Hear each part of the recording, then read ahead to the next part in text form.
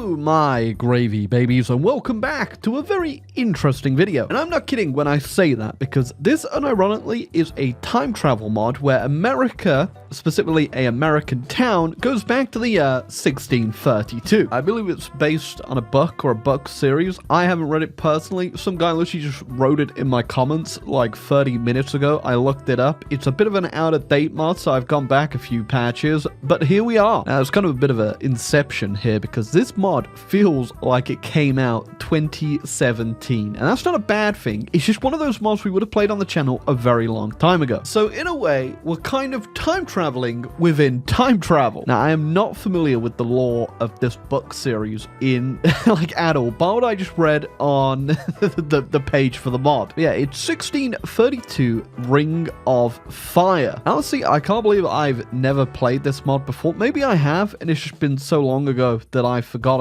or I just saw the 1632 part, and usually if I see a mod that like tries to go back that far, I just write it off for the most part. So definitely don't expect a lot of content today. But of course, in the, I guess, namesake, which it isn't really the namesake, but the main character of the series would be this American town that have been transported down to 1632 Germany. And oh boy, I guess if you thought it was messy before, wait until a town of Americans turn up. That'll certainly get things going. 1632 The Ring of Fire. Welcome to 1632 The Ring of Fire, mod for Hearts of Iron 4. This mod brings you settings and events from the 1632 series to Hearts of Iron 4. The mod is currently in its alpha phase, so expect some bugs and odd behaviors. Well, I've noticed something already, mod developer. I'm in Germany in 1632, and that's an M16. Well, of course, we did bring those with us, I guess, in the town. We do start off with 1,000 of them, not including what's already in our unit, so an extra 400 there. So yeah, 1,400 firearms in one small American town.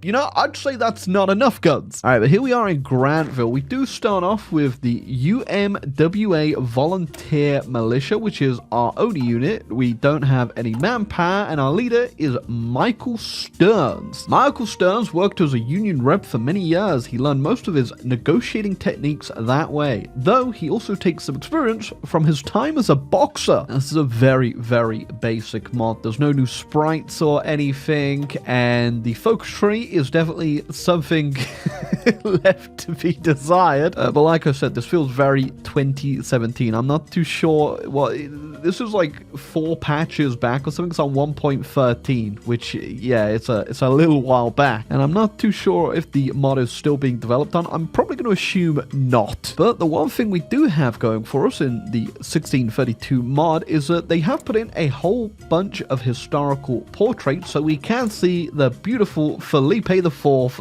von Habsburg. Oh yeah, we also got Mr. Stewart over there. He's going to have a good time. You know, that's if your idea of having a good time is getting your head chopped off. Now, they don't have portraits for every nation. But at least for the vast majority of nations, you can see some interesting little fellas. Except for a lot of, I guess, the Muslim and Turkic nations, they just share this guy. Oh god, I didn't even see the guy down in Nepal as well. A second, who was that? What? Yeah, I'm assuming they're just going through a whole folder of the base HOI4 leaders, and depending on what region you are, or culture, they're just picking from the random files. Hey, I'm sure Hirohito is very happy over there in Korea, though, compared to my favorite is definitely these ones over in China. They kind of look like, I guess, the 17th century version of Wojaks. Okay, like I said, we don't have a lot of content here, so we're definitely going to make the most. And are we turning Germany into McDonald's there? We do get 2 paths to choose from in this parallel line over here, with a couple that go in between. So I'm probably going to go ahead and do the new American Empire one, because come on. Now, sadly, going back in time, we didn't exactly bring any of our production methods with us, so we've got some standardized pikes and a supply wagon. Now, our modern time weapons are pretty good. 20 soft attack, 10 breakthrough. Now, compared to the pikes, those are, 2 soft attack and 0.5 breakthrough, so we should hold off anyone that attacks us. Although I do get the feeling we might be the ones doing the attacking. Now, we are quite literally in the midst of the 30 Years' War currently, so it's going to be interesting to see what happens with that. Okay, immediately a group of Scottish mercenary cavalry have stumbled upon our town, and although they were initially wary of us, our shared language and heritage made it easy for mutual trust. Their captain, Alexander Mackay, explained that they are in the employ of Gustavus Adolphus, the King of Sweden, and offered us an informal alliance. And there we go, we now have another unit. We've got Mackay's regiment, and it is just a cavalry division, and they did bring their own guns, thankfully. Although I'm pretty sure those are going to very quickly now be replaced with the M16s we have. Okay, now of course, because we come from the future, we do come with a lot of knowledge that wasn't available in 1630. As such, we are going to try and spark a new industrial revolution. The Battle of the Crapper. A band of Tilly's mercenaries threatened the nearby town of Battenberg, who then asked for our help. Using an M60 to support our volunteers, we broke the mercenary company. Now we get two choices here. We get a refuge from the store, which grants weekly manpower 500 monthly pop, and a base one. Or we could do Americans first, which, you know, these days, that is probably something you might be hearing a lot of. So we're going to go with the top one. I think that weekly manpower is going to add up eventually. Oh, well, you know, we are still Americans. We can't forget the 4th of July. I guess it's more of like a pre-birthday party, considering we don't exactly exist yet. I just realized as well, the state is it's East Virginia. I mean, yeah, technically that's not incorrect. You can definitely tell this mod's not the most intuitive in terms of what it has in it. If you just look at what we're able to do right now, you know, we got the guns, we got all the old tech, we got the standardized pikes, and then we just got trucks. That's right, baby. We brought Ford with us. Ooh, okay, we do have something popping up. If we have more than 2 divisions, we can get involved in the Battle of Jena currently, but I do not have more than 2. I have 2 on the dot. There you go. Just managed to spam them out just in time. Let's see what happens when we do this. A band of Tilly's mercenaries fleeing Brightonfield advanced towards the university town of Jena. As the town had already paid bribes to other mercenary groups and it had only a small militia, they could not stop these mercenaries themselves. With the support of Mackay's cavalry and a young American sniper, we captured the mercenaries and saved Jena. Didn't have to whip out the M60 this time around, but I guess that might lead to something. Yeah, I should definitely probably keep an eye on our decisions up here just to see if anything like that pops up again. Okay, now because I did not do America first, we did get welcome refugees and we can't do a new American empire, which is fine actually. I kind of like being the shining light of American democracy in the middle of Germany. The debates for our new constitution have started. There are many important proposals to consider. Okay, first thing for the constitution, the debate for citizenship has clearly come to blows. Should we grant downtimers, who are the people in 1630, full citizenship, or should we keep citizenship for Americans? All right, now, you know, I said that liberal democracy, the beacon of freedom in the middle of Germany, but we are still Americans, so we're going to compromise. The Germans could be citizens with limited rights. That way, when El Salvador comes about existing, we can ship them on over eventually. But that won't stop the free market. We are going straight free economy, and we'll see what that brings. Okay, I've done the rest of the constitution, and I just went with the free and democratic ones for the rest of them. Now we actually get our first election, and I'm actually going to go with John Chandler Simpson over here, just because it's such a funny name. Okay, so I went ahead and I invited Fringia into our new United States of America, and they have accepted. Oh, we also inherited one of their little army templates right here. Not exactly great, but also I'm pretty sure all my M16s are now in all of my units. There we go. The major cities have joined the new United States as new states. This will expand the size of the United States greatly, and it has. Look at that. You can actually see us now on the map. Okay, now, even though our election did go through, I guess John Chandler Simpson is not president. We've still got Michael Stearns. You know, it's not a perfect mark. Okay, we've also got Magdeburg as well, and as you can see, we are growing quite large over here. We're definitely not in a position where we could just start annexing other countries, considering the Catholic League and the Protestant Union does have us completely surrounded. Hey, I didn't realize I had the hold referendum button, so I just smacked that, and there you go. Now we got John Chandler Simpson, Grand Fleet proponent. I don't think you have a fleet, buddy. We're currently going down the Grand McDonald's part of the focus tree because, of course, we Americans do love our McDonald's. Oh, okay. Going down my focus tree with the new McDonald's focuses, I now get national fervor that I can actually inspire in neighboring states. I'm not too sure what this will lead to, but we do have a 67% chance that it is successful, so I'm gonna fail.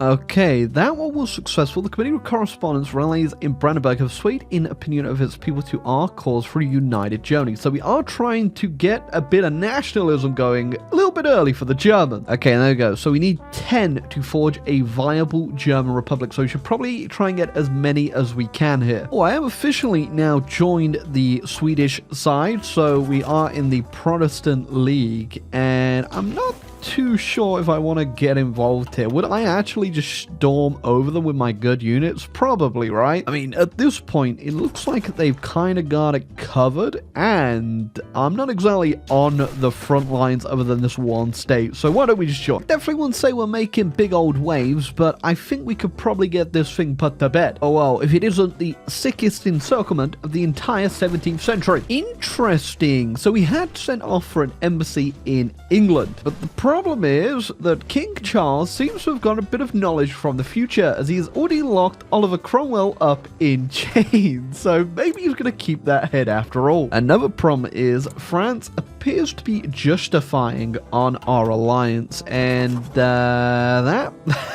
might not be good. Oh, so the attack that happened was on the Dutch, I believe, which has... The Spanish are trying to get their little land back from them, and now the embassy we sent over to England has been taken capture, and we need to launch an escape, and in doing so, we're also going to try and get Oliver Cromwell out with us. Okay, now to do our plan for the tower escape, we need to actually either have the force Hamburg or England's complete and move the king and queen to Oxford, or it needs to be after 1634, so we're going to have to wait a little bit on that one. The plot has thickened. In an effort to curb the growing power of Sweden and the Americans, France has joined with the historical rival Spain, as well as England and Denmark in an alliance. This is the League of Ostend, has already attacked the United Provinces and now sails their combined fleet to the Baltic to destroy Sweden. Okay, we're going to help our Swedish allies by marching up into Denmark first off, get them dealt with, and then I guess we're going to have to go west as well as east. We got a lot of enemies right now. Okay, now we have capitulated Denmark, which wasn't too hard. Just don't look at the fact that I left them in that port over there, because I had to come back as